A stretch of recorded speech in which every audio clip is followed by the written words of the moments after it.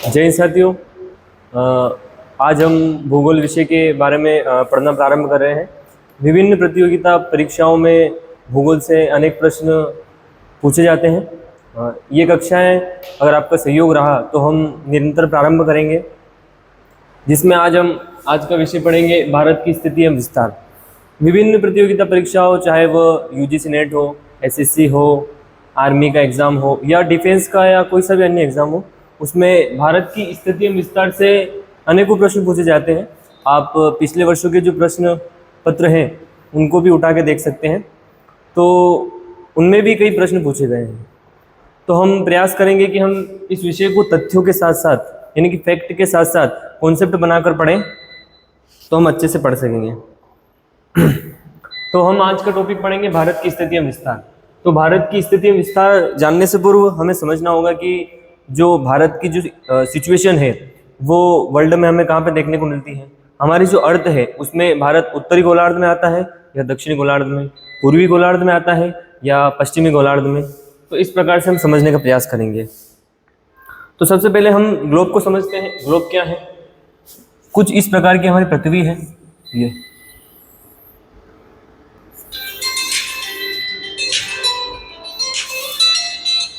ये हमारी पृथ्वी है, इस प्रकार की कुछ, और इसके बीच में से जो ये रेखाएं खींची जाती है,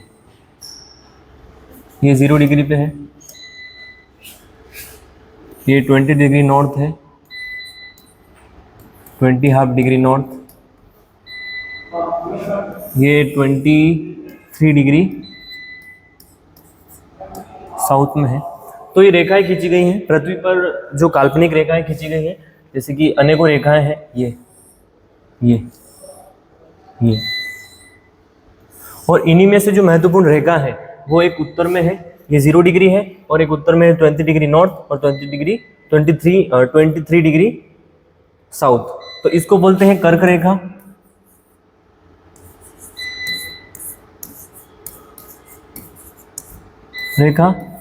और इसको बोलते हैं मकर रेखा।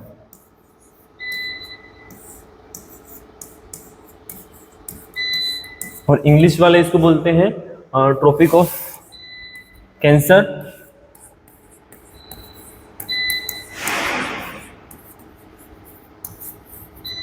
और इसको बोलते हैं ट्रॉपिक ऑफ कैप्रिकॉर्न।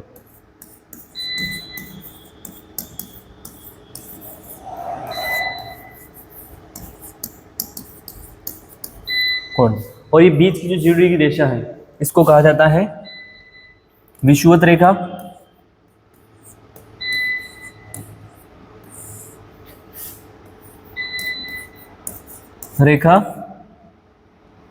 या भूमध्य रेखा।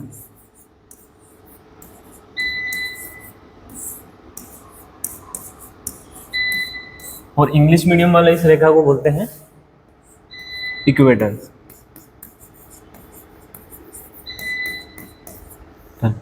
तो जो हमारी पृथ्वी है उन पर इन मुख्य रेखाओं को हमें समझना आवश्यक है।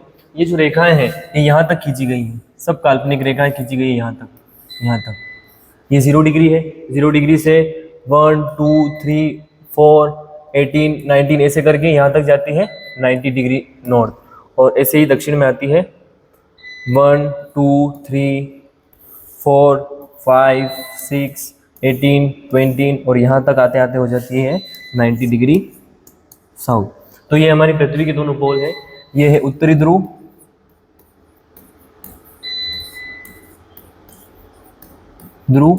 और ये है दक्षिणी ध्रुव।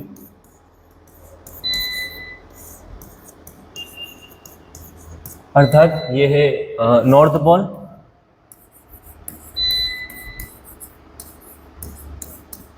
पोल और ये है साउथ पोल। ठीक है, तो ये अक्षांश रेखाएं हैं। इसके अलावा भी देशांतर रेखाएं भी खींची जाती हैं। ये जो खींची गई है इनको अक्षांश रेखाएं, जो कि पूर्व से पश्चिम तक खींची गई हैं, और ये पूर्ण वृत्त है। अर्थात ये हमारी पृथ्वी कुछ इस प्रकार गोलाकार है और ये पूरे चारों तरफ खींची गई है, इसलिए इनको कहा जाता है कि अक्षांश रेखाएं जो है वह पूर्ण वृत्त होती है। इसके अलावा देशांतर रेखाएं भी खींची गई हैं, यहाँ से यहाँ तक। इसको अपन 0 डिग्री देशांतर मानते हैं। ये 0 डिग्री पर है। इसके फिर इस राइट में जाते हैं तो 1 2 डिग्री, 3 डिग्री, 4 डिग्री, ऐसे करके ये जाती है 180 डिग्री नॉर्थ तक, 180 डिग्री ईस्ट में, है ना। और ये इधर भी खींची गई है, तो ये जाती है 180 डिग्री वेस्ट में, ठीक है। तो ये हमारी पृथ्वी की कुछ महत्वपूर्ण रेखाएं हैं। इसके अलावा हम पृथ्वी को पूर्व, पश्चिम, उत्तरी, दक्षिणी गोलार्ध में कैसे बांटा गया है वो भी समझने का प्रयास करते हैं।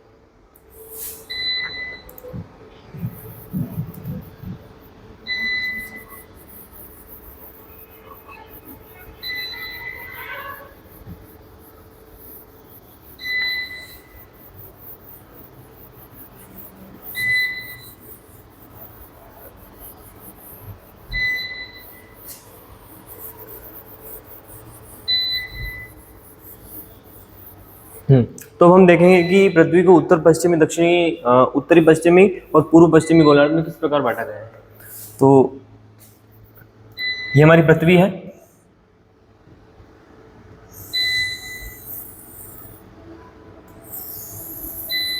ये हमारी पृथ्वी है। बीच से अभी हमने पढ़ा कि एक रेखा गुजरती है,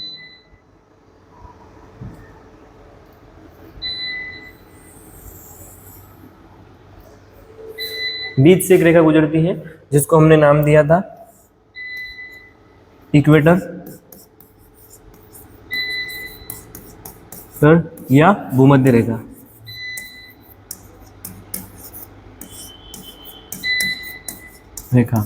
तो ये जो है, ये पृथ्वी जो पूरी गोल है उसको दो बराबर भागों में बांट देती है।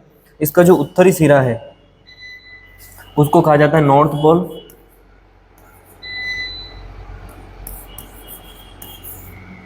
North hemisphere, sorry north hemisphere कहा जाता है।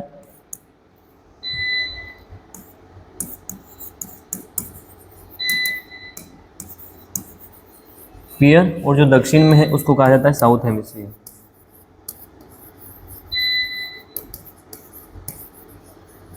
तो ये जो 0 डिग्री है पृथ्वी को दो भागों में बांट देती है, उत्तरी गोलार्ध और दक्षिणी गोलार्ध। इसके अलावा फिर जो ये रेखा है 0 डिग्री, 0 डिग्री देशांतर रेखा, यानी कि लॉन्गिट्यूड 0 डिग्री देशांतर,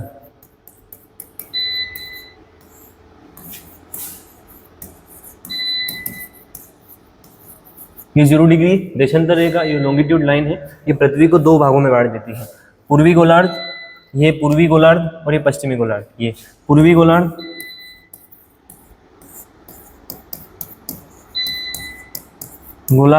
और ये पश्चिमी गोलार्ध।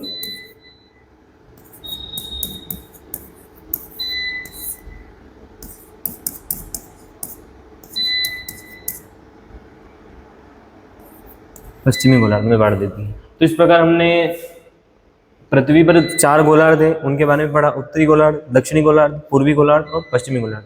अब हम इस परिप्रेक्ष्य में समझेंगे कि भारत की स्थिति पूर्वी गोलार्ध में है, उत्तरी गोलार्ध में है या दक्षिणी गोलार्ध में है। आइए समझते हैं।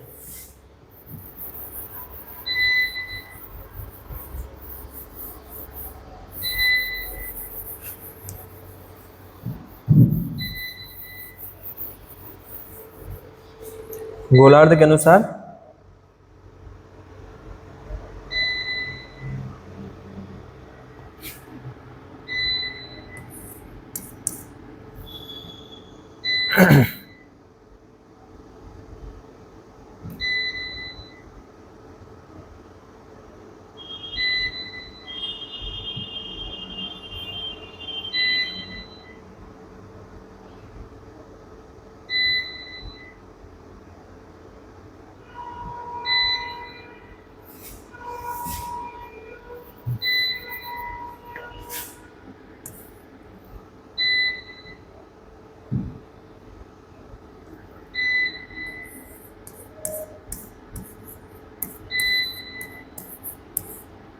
गोलार्ध में भारत की स्थिति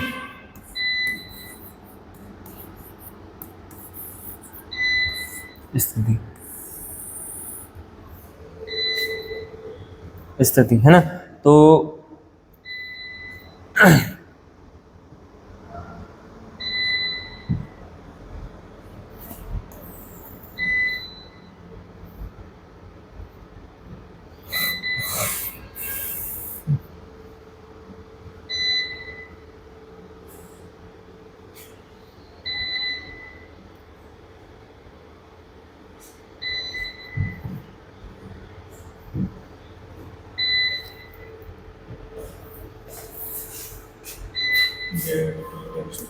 बीच में आ रहा है बीच में। हाँ सर, ये पूरा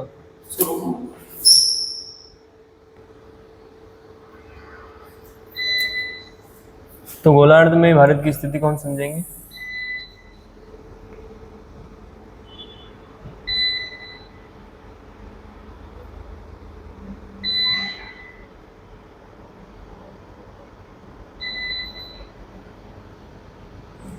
तो ये पृथ्वी है हमारी, जैसा कि हमने देखा कि ये इक्वेटर है, ये कर्क रेखा है, ये मकर रेखा है, ठीक है। ये 0 डिग्री है, ये 23 डिग्री 23 हाफ डिग्री नॉर्थ है, ये 23 हाफ डिग्री साउथ है। ये इक्वेटर है, इक्वेटर है, ये कर्क रेखा है, ये मकर रेखा है। अब समझते हैं कि भारत की स्थिति इसमें कहाँ है। तो भारत की स्थिति को अगर हम देखें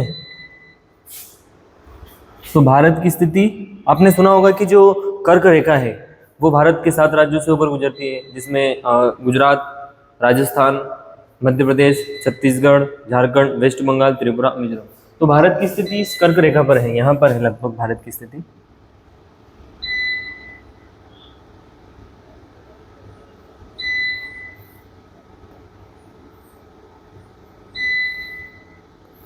ये लगभग भारत की स्थिति कर्क रेखा पर है और इधर अन्य बाकी देश है। तो भारत की स्थिति कर्क रेखा पर है और ये बिल्कुल मध्य से होकर कर्क रेखा गुजरती है। अब भारत की स्थिति देखी तो भारत के हम विस्तार की बात कर रहे हैं, तो भारत के विस्तार को हमें समझना होगा कि किस, यहाँ पे कौन सा अक्षांश है, यहाँ पे कौन सा अक्षांश है, यहाँ से पे कौन सा अक्षांश है, यहाँ पे कौन सा अक्षांश है। अर्थात पूर्व से लेकर पश्चिम की स्थिति और उत्तर से लेकर दक्षिण की स्थिति समझनी होगी। एक बात अगर आप नोट करें यहाँ पर, तो ये जो है ये हो गया अपना पूर्वी गोलार्ध, ये हो गया पश्चिमी गोलार्ध, और ये हो गया आपका यहाँ से 0 डिग्री से उत्तरी गोलार्ध और दक्षिणी गोलार्ध। तो यहाँ पर हम एक निष्कर्ष निकाल सकते हैं भारत की स्थिति के बारे में कि जो भारत की स्थिति है वह उत्तरी गोलार्ध और पूर्वी गोलार्ध में है।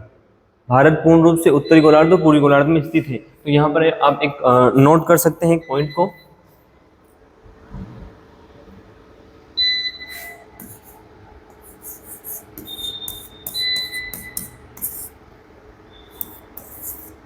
भारत पूर्ण रूप से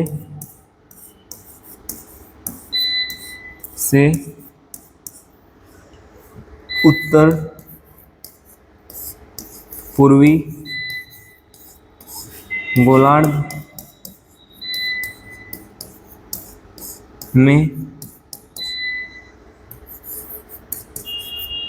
स्थित है। भारत पूर्ण रूप से उत्तर पूर्वी गोलार्ध में स्थित है। अब हम आगे जानेंगे कि भारत का अक्षांशीय और देशांतर विस्तार क्या है। कि भारत यहाँ से लेकर शुरू होता है तो यहाँ तक उसकी कितने अक्षांश गुजरते हैं, यहाँ से लेकर यहाँ तक शुरू होता है तो दक्षिण में उसके कितने अक्षांश गुजरते हैं, ये हम जानने का प्रयास करेंगे।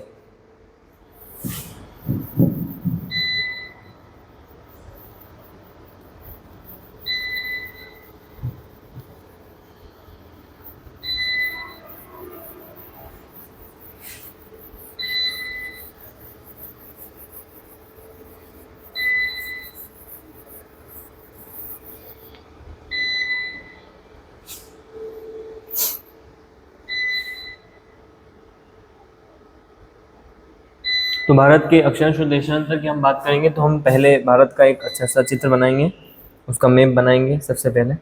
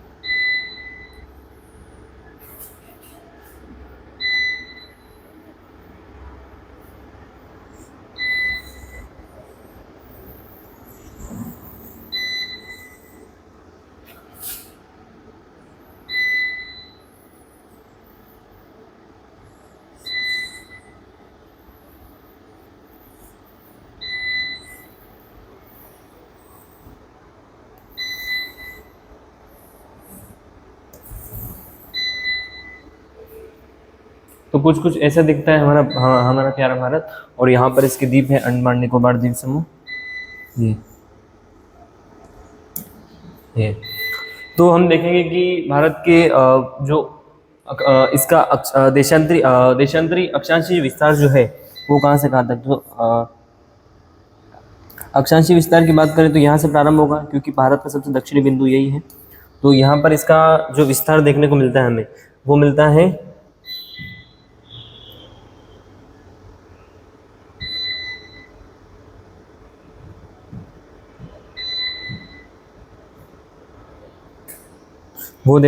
हमें यहाँ पर 8 डिग्री 4 मिनट नॉर्थ लेटीट्यूड, यानी कि 8 डिग्री 4 मिनट उत्तरी अक्षांश हमें यहाँ पे देखने को मिलता है भारत के सबसे दक्षिणी बिंदु पर। और ये जहाँ पर देखने को मिलता है उस बिंदु को कहा जाता है कन्याकुमारी।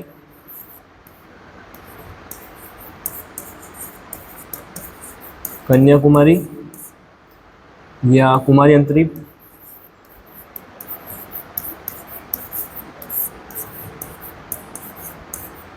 जो हमें देखने को मिलता है तमिलनाडु में। कहाँ पर?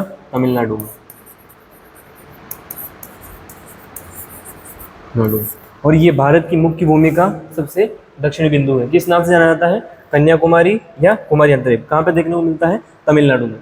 ये हमें मुख्य भूमि का देखने को मिलता है। जो भारत का मेन लैंड है, जो भारत का पूरा हिस्सा मेन लैंड से जुड़ा हुआ है, उसका सबसे दक्षिणी बिंदु ये है। लेकिन अगर कंपटीशन एग्जाम में क्वेश्चन पूछा जाता है कि भारत का सबसे दक्षिणी बिंदु कौन सा है, वहाँ पर मुख्य भूमि ने लगाकर खाली पूछा जाता है कि भारत का सबसे दक्षिणी बिंदु कौन सा है, तो हम यहाँ पे देखते हैं अंडमान निकोबार द्वीप समूह में। यहाँ पे देखने को मिलता है हमें 6 डिग्री 45 मिनट उत्तरी अक्षांश। उत्तरी अक्षांश यहाँ पे देखने को मिलता है हमें 6 डिग्री 45 मिनट। और इसे किस नाम से जाना जाता है? इसे जाना जाता है पार्सन पॉइंट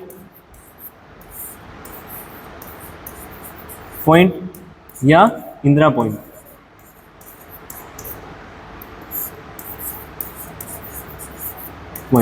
और इसके बारे में आप एक बात ध्यान रख सकते हैं कि 2004 में जो सुनामी आई थी, उसके कारण ये डूब गया है। तो ये भारत की जो सबसे दक्षिणी पॉइंट है, ये 6 डिग्री 45 मिनट उत्तरी अक्षांश है। लेकिन जब मुख्य भूमि का पूछा जाए तो 8 डिग्री 4 मिनट उत्तरी अक्षांश है। अब अगर यहाँ का देखा जाए, सबसे दक्षिण का देखा जाए, और अगर फिर उत्तर का देखें, सबसे उत्तर का अपन देखें, तो ये यहाँ पे देखने को मिलता है अपने को। यहाँ पर ये जो है, ये कितना देखने को मिलता है? ये 37 degree 6 minute 37 degree 6 minute north latitude, यानी 37 डिग्री 6 मिनट उत्तरी अक्षांश में देखने को मिलता है। और इसे किस नाम से जाना जाता है? इसे जाना जाता है इंदिरा पोल।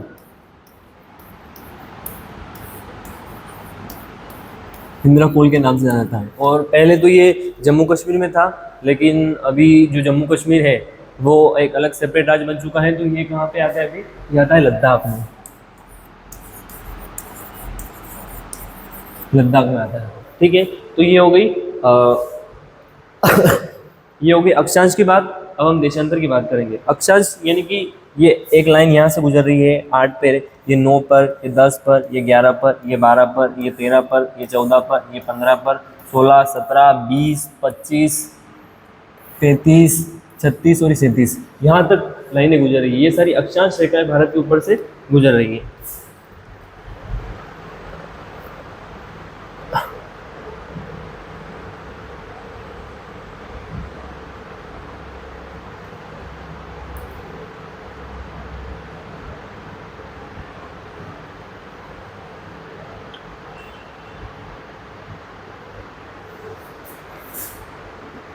तो इन रेखाओं के बारे में हम समझा।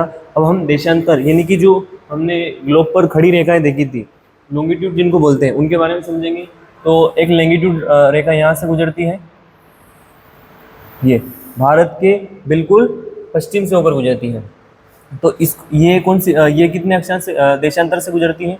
तो ये गुजरती है 68 डिग्री 68°7'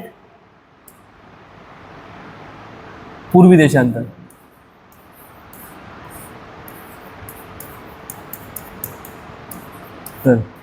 तो ये गुजरती है भारत के 68°7' पूर्वी देशांतर, और ये जिस स्थान से गुजरती है उसको कहा जाता है सरक्रिक, गौरमाता या गुहारमोती। ये गुजरात की यहाँ से गुजरती है, बिल्कुल यहाँ से गुजरती है, तो इसको कहा जाता है सरक्रिक, गौरमाता या गुहारमोती मोती। ये भारत के बिल्कुल यहाँ से गुजरती है, गुजरात की यहाँ से गुजरती है। तो भारत की जो स्थिति 68°7' पूर्वी देशांतर से यहाँ पे फिर गुजरती है अरुणाचल प्रदेश से। यहाँ से गुजरती है 97°25' पूर्वी देशांतर, 97°25' पूर्वी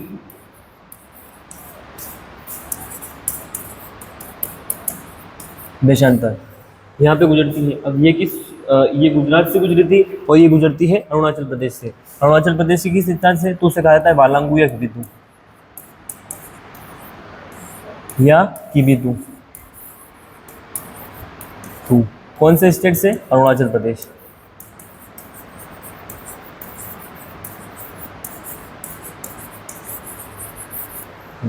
ठीक है, तो ये यहाँ से गुजरती है। तो हमने भारत के जो चारों बिंदु हैं उनके बारे में देखा कि जो सबसे दक्षिण में है वो कहाँ से गुजरती है, तो 6°4' उत्तरी अक्षांश से गुजरती है।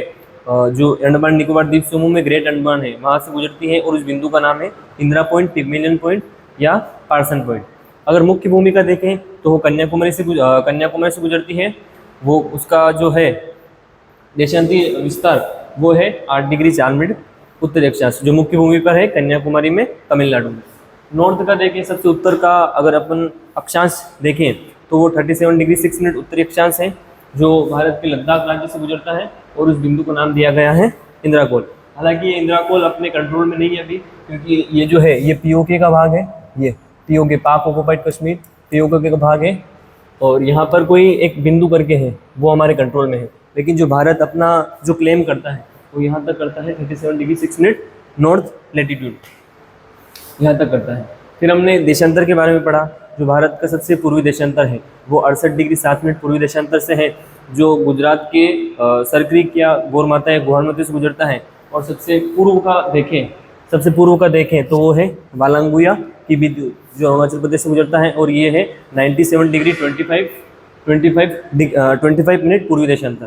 तो ये चारों बिंदु के बारे में क्वेश्चन पूछा जाता है आपसे प्रतियोगिता परीक्षाओं में कि भारत का सबसे दक्षिणी बिंदु कौन सा है, भारत की मुख्य भूमि का सबसे दक्षिणी बिंदु कौन सा है, भारत का सबसे उत्तरी बिंदु कौन सा है, भारत का सबसे पूर्वी बिंदु कौन सा है, भारत का सबसे पश्चिमी बिंदु कौन सा है। तो यही भारत की स्थिति और विस्तार है। और हम देखेंगे ये जो अक्षांश रेखाएं हैं, जैसे कि ये सारी अक्षांश रेखाएं एक ऐसे ऐसे ऐसे खींची जा रही है, देशांतर रेखाएं ऐसे ऐसे ऐसे ऐसे ऐसे ये खींची जा रही है।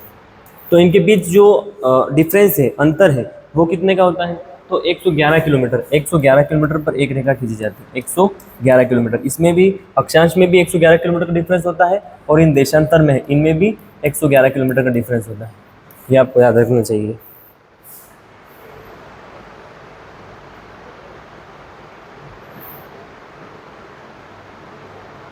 तो भारत की जो अक्षांशीय जो है उसके बारे में हम कुछ पॉइंट लिखेंगे, आप नोट कर सकते हैं।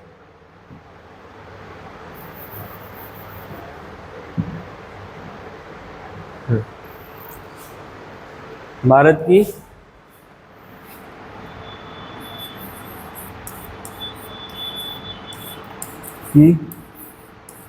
स्थिति, तो पहला पॉइंट है भारत का अक्षांशीय विस्तार। भारत का अक्षांशीय विस्तार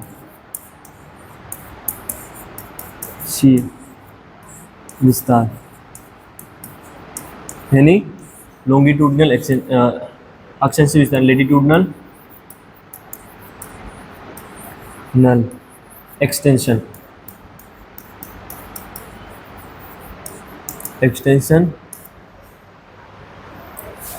एक्सटेंशन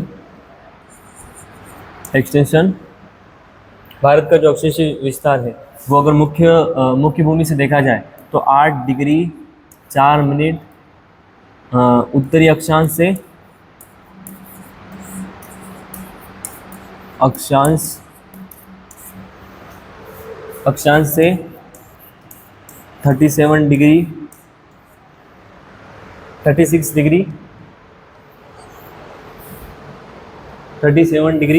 6 मिनट उत्तरी अक्षांश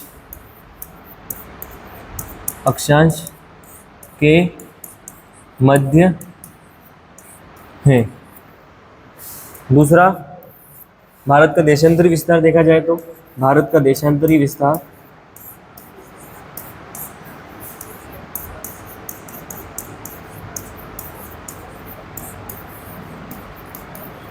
विस्तार यानी कि लॉन्गिट्यूडनल एक्सटेंशन।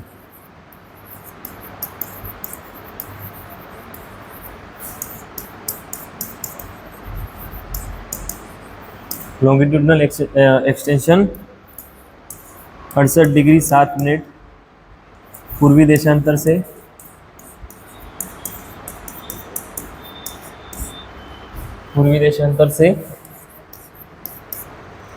97 डिग्री 25 मिनट पूर्वी देशांतर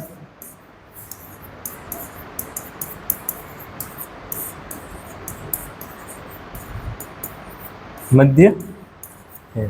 तो ये दो इम्पोर्टेंट फैक्ट्स है जो बार बार कंपटीशन के एग्जाम में पूछे जाते हैं, आप इन्हें नोट कर सकते हैं।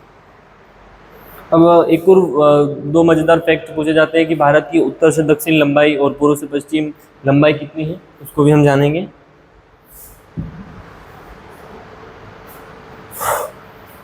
तो ये हमारा भारत का मैप बना लेते हैं।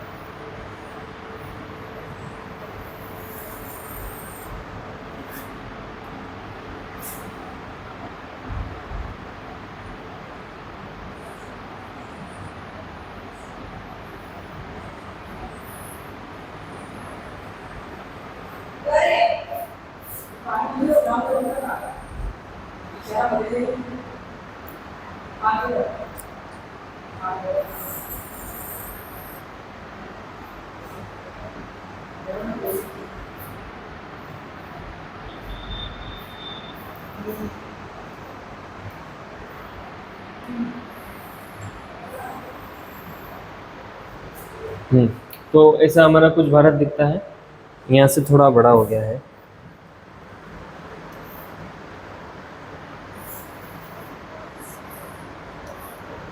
ये ऐसा कुछ हमारा भारत का मैप दिखता है। तो इसमें बोला जाता है कि पूर्व से पश्चिम और उत्तर से दक्षिण जो लंबाई है वो क्या है। तो अगर उत्तर से दक्षिण लंबाई पूछी जाए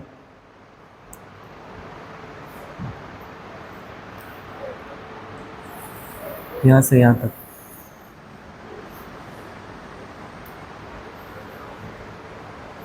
तो ये है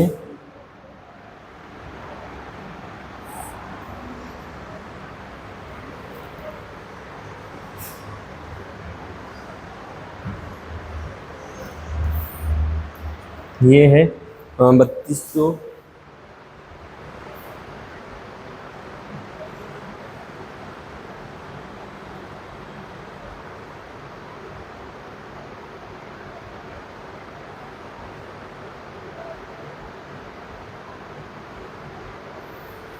तो ये है 3200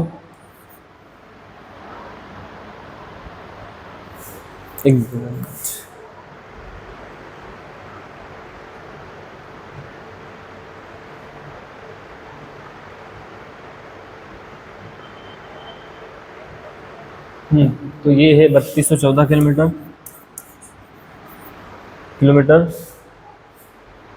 और पूर्व से पश्चिम जो देखे जाए ये, तो ये है 2900 33 किलोमीटर।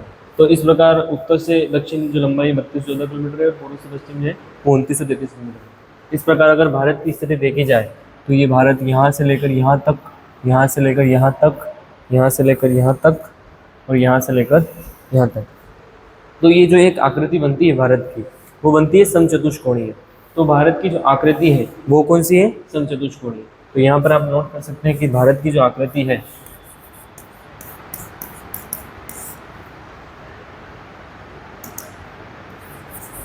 भारत की आकृति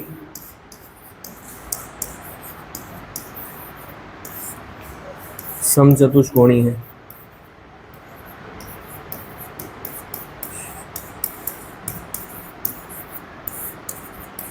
भारत की आकृति समचतुष्कोणीय है। कई बार क्वेश्चन पूछा गया है कि भारत की आकृति कैसी है, तो उसमें दे दिया जाता है आयत है, त्रिभुज है, या सर्कल है।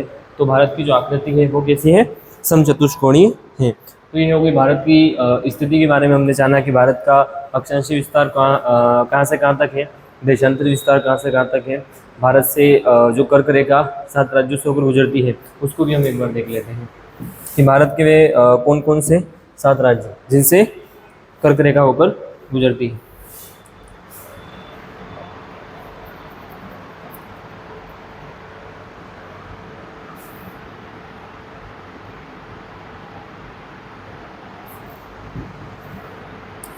कर्क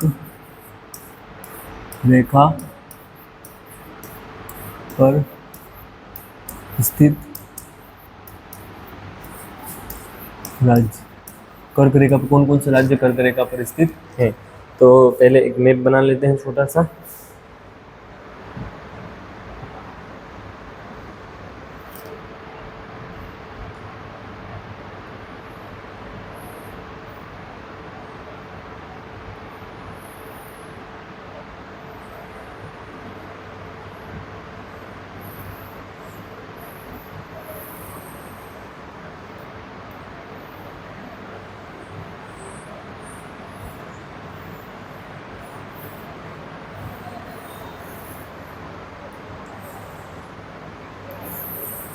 भारत का छोटा सा मैप है, और भारत के जो वे 7 राज्य हैं जिनसे कर्क रेखा गुजरती है उनमें शामिल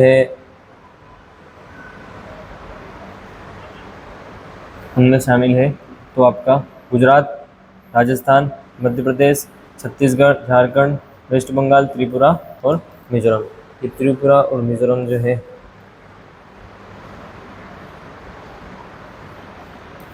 ये त्रिपुरा और ये मिजोरम से भी होकर गुजरती है। तो कौन कौन से राज्य हैं?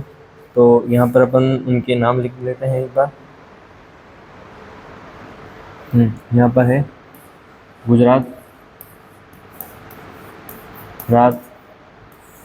यहाँ पर है राजस्थान,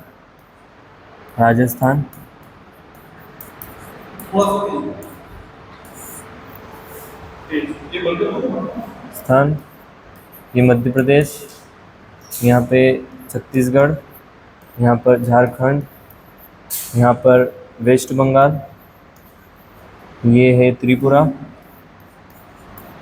और ये मिजोरम। तो ये 7 राज्य है जिनसे कर्क रेखा गुजरती है। और जो ये दक्षिण का हिस्सा है ये उष्ण कटिबंधीय क्षेत्र यानी कि ट्रॉपिकल जोन में आता है। यहाँ पर जो यहाँ पर गर्मी ज़्यादा पड़ती है इसलिए वर्षा भी ज़्यादा होती है, और वर्षा ज़्यादा होगी तो वनस्पति भी ज़्यादा होगी। इसलिए पूछा जाता है कि भारत के दक्षिणी भाग में ही वन हमें ज़्यादा देखने को क्यों मिलते हैं। उसका यही कारण है कि यहाँ पर गर्मी ज़्यादा पड़ेगी तो जलवाष्प नहीं, वाटर वेपर होगा तो बादल बनेंगे, और बादल बनेंगे तो वर्षा होगी। तो ये 7 राज्य भी आप नोट कर सकते हैं जिनसे कर्क रेखा होकर गुजरती है। अब एक और क्वेश्चन पूछा जाता है कि जो भारत है क्षेत्रफल के अनुसार भारत से बड़े देश, या क्षेत्रफल के अनुसार भारत का विश्व में कौन सा स्थान है, ये भी पूछा जाता है। तो हम कॉन्सेप्ट से पढ़ेंगे कि भारत से जो अन्य बड़े राज्य हैं, बड़े देश हैं वे कौन कौन से हैं। तो क्षेत्रफल के अनुसार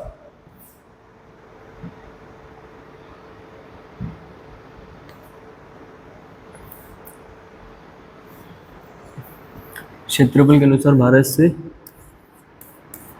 क्षेत्रफल के अनुसार अनुसार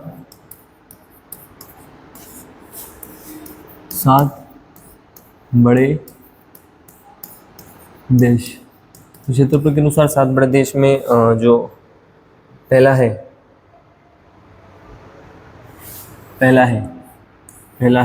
सबसे विश्व का सबसे बड़ा देश आपको पता होगा कि रशिया है जिसकी राजधानी मॉस्को है। दूसरा जो रशिया के बाद दूसरा बड़ा देश है वो कनाडा और उसकी राजधानी जो है वो है ओटावा। हाँ, तीसरा बड़ा जो देश है वो चाइना है और चाइना की राजधानी तो सबको पता ही होगी, चाइना है और उसकी राजधानी है बीजिंग। चौथा बड़ा देश है वो यूएसए है, अर्थात यूनाइटेड स्टेट्स ऑफ अमेरिका, जिसको अमेरिका कहा जाता है, यूएसए। इसकी राजधानी है वॉशिंगटन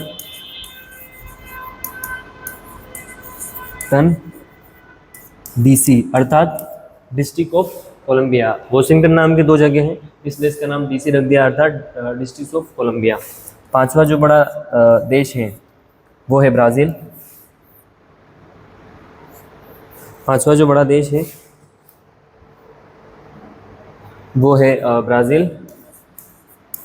ब्राज़ील और ब्राज़ील की राजधानी वो है कैनबरा। और छठा जो बड़ा देश है वो है ऑस्ट्रेलिया और इसकी जो ब्राज़ील की जो राजधानी है ब्राज़ील की जो राजधानी है वो है ब्राज़िलिया।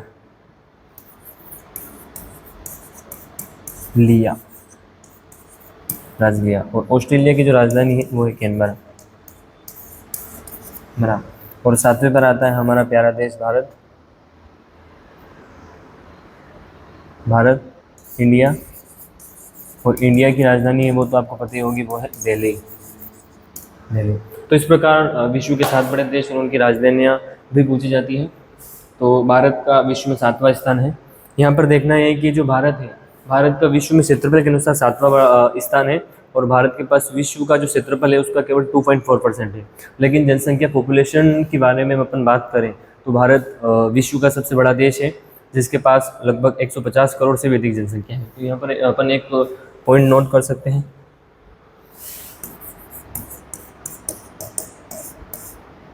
भारत विश्व का 7वां बड़ा देश है और इसके पास कितना विश्व के क्षेत्रफल का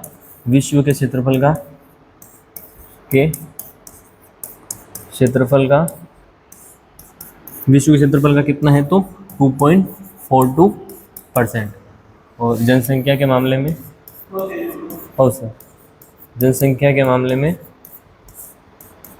फर्स्ट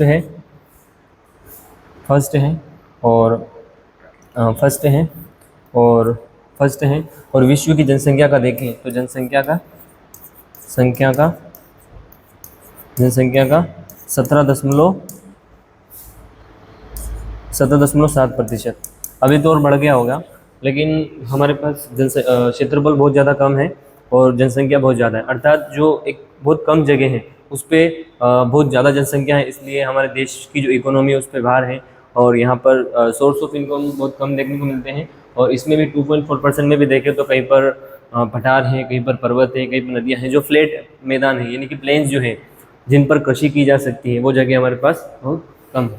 तो इस प्रकार हमने भारत की स्थिति के बारे में जाना कि भारत का अक्षांशीय देशांतरी विस्तार कहाँ से कहाँ तक है, भारत के पूर्व पश्चिम उत्तरी दक्षिणी गोलार्ध जो बिंदु है उनके बारे में जाना और भारत से बड़े देश के बारे में जाना, कर्क रेखा भारत के कितने राज्यों से गुजरती हैं उसके बारे में जाना और भारत से जो कुछ बेसिक जो तथ्य होते हैं कि जैसे कि भारत की उत्तर से दक्षिण लंबाई क्या है, पूर्व से पश्चिम लंबाई क्या है, उसके बारे में हमने जानने का प्रयत्न किया।